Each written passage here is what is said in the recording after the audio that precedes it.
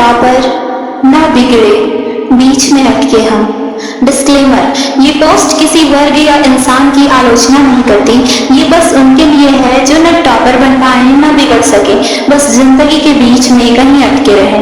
हम उनमें से थे जो ना कभी एग्जाम्पल बन पाए ना कभी वार्निंग बने किसी और के लिए। हम क्लास में चुपचाप बैठने वाले थे, न फर्स्ट बेंच की साइन थे न लास्ट बेंच की रिबेलियन, बस बीच में थे, बेआवाज लेकिन महसूस करते हुए, हर किसी को देखकर खुद को पहचानने की कोशिश करते हुए। ना कोई हमें समझा पाया, ना हम किसी से खुलकर कुछ कह पाए।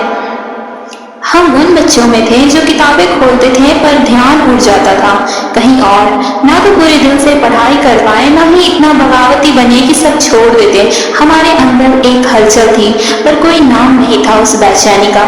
शायद हम खुद से ही उलझे हुए थे या फिर दुनिया की डेफिनेशन में कहीं फिट नहीं होते थे। हमें समझने वाला कोई नहीं था, शायद खुद हम भी नहीं।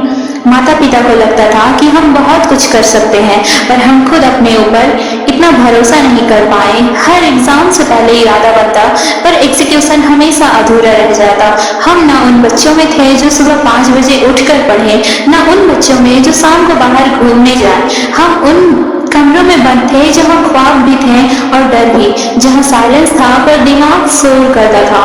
हम कभी उस आइडियल चाइल्ड की लिस्ट में नहीं आए जो माता पिता के लिए गर्व बनते हैं, और ना ही सिर दर्द वाले बच्चे बने जिनसे लोग कहते हैं इसका तो कुछ नहीं हो सकता। हम हमेशा कंफ्यूज्ड थे और हमारी कहानी भी अधूरी थी। लोग हमें कभी सीरियसली नहीं ले पाए और हम खुद को भी कभी नहीं ले पाए, पर इस अधूरेपन में ही शायद कुछ असली था। हमने देखा कैसे टॉपर्स को सराहा गया और कैसे बिगड़े हुए बच्चों की चर्चा हुई। हमारा जिक्र तो किसी चाय की चुस्की में भी नहीं होता था। हम ऑब्जर्वर बन गए, हर चीज को चुपचाप ऑब्जर्व करते हुए। क्लासरूम में हर किसी के अपने ग्रुप्स थे, पर मैं हर ग्रुप में थोड़ा थोड़ा था, पर पूरा कहीं नहीं। लंच बॉक्स भी कभी अकेले खुलता था, कभी किसी के साथ, मगर टेस्ट से ज्यादा साइलेंस खाते थे। एक दिन में कई लोग बनते, कभी होपफुल, कभी हारे हुए। लोगों ने हमसे ज्यादा हमारी साइलेंस को नोटिस किया। हम भीड़ में खड़े थे पर भीड़ में शामिल नहीं थे। हमें लगता था शायद हमारी कोई जगह ही नहीं है। कभी किताबें खोलकर सो गए तो कभी गिल्ड में जागते रहे रात भर। कभी लाइब्रेरी गए सिर्फ इसलिए कि वहां शांति मिलती थी, और कभी लाइब्रेरी में ही मन लगने लगा। कभी कहीं कहीं मैं सब पीछे तो नहीं छूट रहा, हमेशा यही सवाल, मैं कहाँ जा रहा हूँ, और कभी कोई जवाब नहीं मिला। बस दिल कहता था रुका नहीं। हमें ना तो हर चीज की क्लैरिटी थी, ना ही केओस में ही पूरा डूबे थे। हम बीच में फंसे थे, क्लैरिटी और कंफ्यूजन के बीच। हम उन्हें सुनते थे जो चिल्लाकर बोलते थे, और उन्हें भी जो खामोश रहकर बहुत कुछ कहते थे। कभी कभी लगता था हम लेट ब्लूमर्स हैं, पर फिर डर लगता कहीं ये ब्लूमिंग कभी हो ही ना जाए। हम खुद की तलाश में थे और हर दिन खुद से थोड़ा और खो जाते। हमें समझ आने लगा था कि लाइफ सिर्फ परफॉर्मेंस नहीं है, यहाँ सर्वाइवल भी एक आर्ट है। हमने वो सीखा जो ना किताबों में था, ना मोटिवेशनल वीडियोस में। हमने इंसानों को पढ़ा, उसकी नजरों को पढ़ा, देयर साइलेंस को।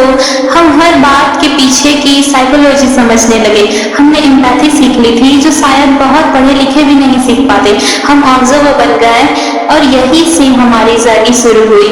जब कोई कहता था तो अभी भी सीरियस क्यों नहीं हुआ, तो हम हंस देते थे, क्योंकि उन्हें क्या पता हमने तो जिंदगी बहुत सीरियसली जी है। हम सिर्फ पढ़ाई में पीछे थे, जिंदगी के इमोशंस में बहुत आगे निकल चुके थे। हमने रिजेक्शन, कंफ्यूजन, कंपैरिजन सब महसूस किया, और शायद यही से हमारी मैच्योरिटी जन्मी, जो ना बड़ों को दिखी ना सोसाइटी को समझ आई। हम वो हैं जिनके पास स्टोरीज है लेकिन कहानियां कभी लिखी नहीं गई। हमने वो सीखा जो मार्क्स नहीं दिखा सकते। हम वो हैं जिनके रिपोर्ट कार्ड एवरेज थे पर सोच बहुत डीप थी। हमें क्राउड से डर नहीं लगता क्योंकि हम हमेशा खुद में अकेले थे, और जब कोई पूछता तेरा क्या चल रहा है, हम मुस्कुराकर कहते सब ठीक है, पर असल में बहुत कुछ अंदर चल रहा होता था। बीच का ये रास्ता सिखाता है हर चीज को चुपचाप देखना। न रिबेलियन करने का हक होता है, न फुल ओबीडिएंट बनने की लग्जरी। गलतियां होती हैं लेकिन सजा भी नहीं मिलती, क्योंकि किसी को पता ही नहीं चलता। सही काम भी करते हैं लेकिन वाहवाही नहीं मिलती, क्योंकि किसी को फर्क ही नहीं पड़ता। धीरे धीरे एक इंसान अंदर से ऑब्जर्वर बनता चला जाता है। हर लड़ाई, हर रिश्ता, हर बदलाव बस क्वाइटली नोटिस करता है। यही जगह तुम्हें वो बना देती है जो हर फ्रेम को गहराई से देख पाता है। तुम किसी का मजाक नहीं उड़ाते, क्योंकि तुमने खुद कुछ अधूरा जिया है, और यही अधूरापन तुम्हारी सबसे बड़ी मैच्योरिटी बन जाती है। न किताबों से दोस्ती कर पाए, न गलियों में नाम बना पाए, रीडिंग टेबल पर घंटों बैठना भी नहीं आया, और न ही कैफे कल्चर में कंफर्ट मिला।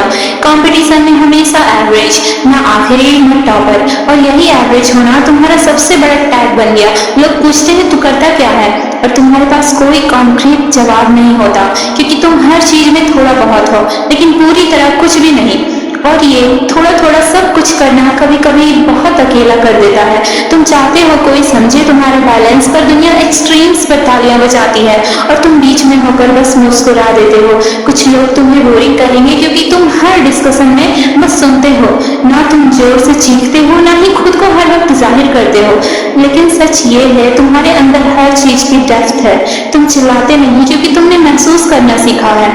तुम गलत भी नहीं हो, पर सही साबित करने की जरूरत भी नहीं समझते। हर आर्ग्यूमेंट के दो पहलू तुम्हें दिखते हैं, और यही तुम्हारी कर्स भी है, क्योंकि ये दुनिया क्लैरिटी चाहती है, ग्रे नहीं। तुम्हारा ऑब्जर्व करना लोगों को कंफ्यूज करता है, वो तुम्हें कंफ्यूज्ड समझ लेते हैं, जबकि तुम सबसे ज्यादा अवेयर होते हो, बस बोलते नहीं हो। तुमने देखा होगा जो बहुत अच्छे बच्चे होते हैं उन्हें घर वालों का एक्सट्रीम प्रेशर झेलना पड़ता है, और जो बहुत बिगड़ जाते हैं वो अपने ही रूल्स बना लेते हैं। पर तुम्हारे लिए ना कोई रूल बना और ना ही कोई तोड़ा गया, इसलिए तुम्हारी लड़ाई भी किसी को दिखाई नहीं देती। ना ही तुम्हारी जीत का जश्न होता है, और ना ही हार का मातम। तुम्हारा दायरा इतना इनविजिबल हो गया है कि लोग भूल जाते हैं तुम भी फील करते हो। तुमने हंसते हुए भी क्राइंग फेस वाली फीलिंग कैरी की है, और यही तुम्हारा रियल स्ट्रगल है। अनएक्नॉलेज्ड रह जाना, लेकिन शायद इसी में एक गहराई है जो किसी किताब में नहीं मिलती।